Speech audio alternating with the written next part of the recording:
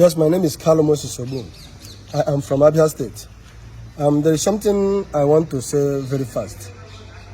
Some people will say a quick one. It's about IPOB,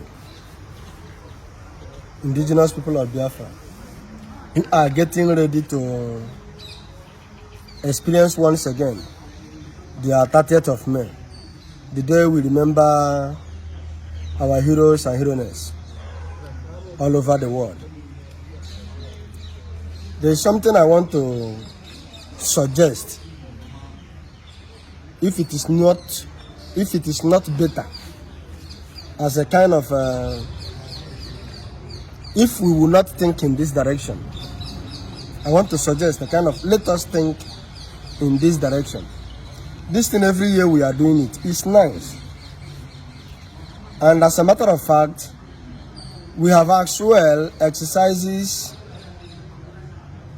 a lot of lockdowns, especially on Mondays, for several number of years now. And the government have looked at them with some serious element of disdain, including the government of the world. It's not like they are not seeing it or they don't know what is happening. But like I will always say, that the denial for Biafra is not Nigeria per se.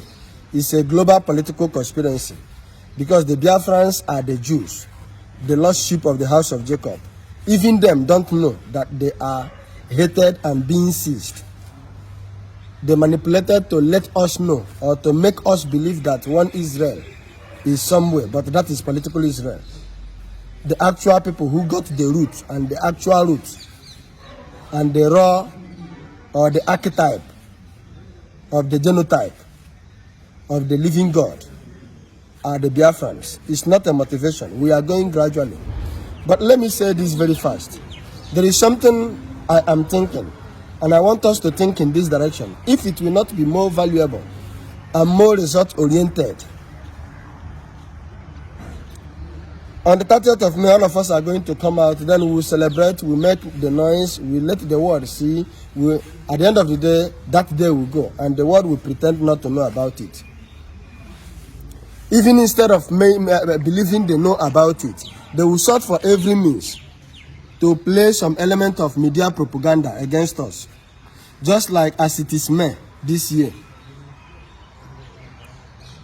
Former head of state, General Gowon, from the north, has written a book trying to gaslight Ojukwu, trying to fault him, give him all the necessary fault why the Aburi didn't hold, and why he was this and he was that, why he was so inquisitive about making sure that there is no peace. He said a lot of things and a lot of criticism against Ojukwu, but Ojukwu have written several books concerning this war and have made a lot of interviews concerning this war. He have been asked a lot of questions concerning this war, and he have said a lot of things genuinely concerning this war.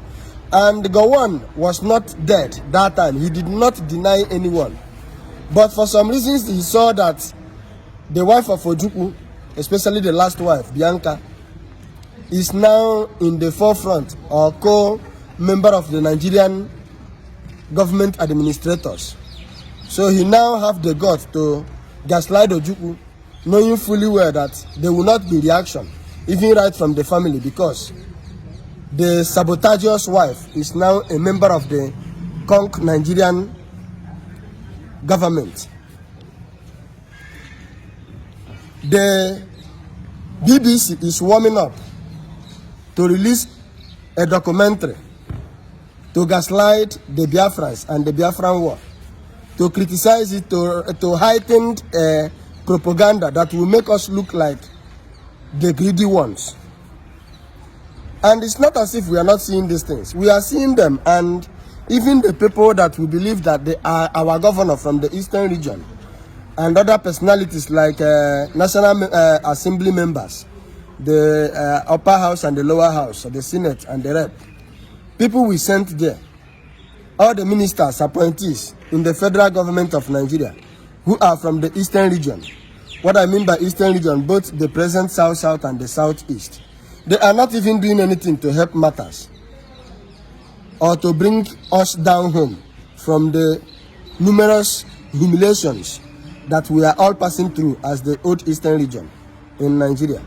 And it's not as if they are not seeing it, but they have sworn an oath to be part of people who will become our predicament and a yoke on our neck, even as our brothers. I am suggesting all these things we are doing. Why not boycott election? Because already by now we know that an average Igbo man, what I mean by Igbo man, both Southeast and South-South, is not a Nigerian and can never be a Nigerian. I always say this. And boycotting election, by law, has no penalty. It is a decision. Instead of fighting ourselves, like lately, the latest thing that is happening is IPOB have divided over several years ago because there are a lot of infiltrators, both in the DOS department and in the ESN department. We have had a lot of infiltrators. So now there are always propaganda among us, rivals. Some people are not for Nnamdi Kanu, some people are not for Simeon Ekpa. But in this journey, the actual thing is, Christ said, go ye into the world and preach the gospel and tell them that the kingdom of God is at hand. That is the one strong message. And what was Nnamdi Kanu doing? He was preaching the gospel, the kingdom of God is at hand. What was Simeon Ekpa doing? He was preaching the gospel, the kingdom of God is at hand. That is the major point and the central point that bind us together. So, but instead of all this and coming together as one body, as one entity who are seeking for one particular interest, we are scattered all over, infiltrators all over, criticism among us all over, propaganda all over the social media, as if that is what will help us to achieve what we are looking for. Even presently, Nnamdi Kanu is all over the media. A lot of people trying to claim they want to expose him, trying to claim he is this, he is that. Somebody who is dying for you. Somebody whom you have governors in Nigeria who is not speaking for your mouth, but he has sacrificed himself, the life of his family and the life of his parents for this battle. And him himself has go in for it. My question is, do you think if Nnamdi Kanu is not in detention, that 2023, that he will not tell all the eastern region to undermine any presidential election, including P2B, to go and sit down home and boycott election? These are the truth, and these are some of the things that made them to withhold him, to capture him illegally and detain him controversially or sentence him controversially. Because this is what will solve greater result than all of this Monday lockdown and all of that, and like the one we are preparing to go and demonstrate on the 30th of May, the Biafran Day. So I want to suggest, definitely, boycotting election, especially presidential election, no matter whether an Igbo man is involved from Southeast or from South-South, consider them as your enemy because they will never help you. It's of no use. You are not a Nigerian. They can't even give it to the person. And all of us know, even though we are being carried away superficially, we are being heightened with fantasy, something that is not realistic, just to distract us. Let us start thinking about boycotting election. It is very necessary, especially this upcoming 2027 presidential election. If not all through, as in down to the governorship election and local government chairman elections. Let the Igbos start thinking on the angle of boycotting election. We are not Nigerians. It will be more louder and more result-oriented all over the world. That is my take. May we start thinking in this direction. Once again, my name is Kalu Moses Sobu. Thank you very much.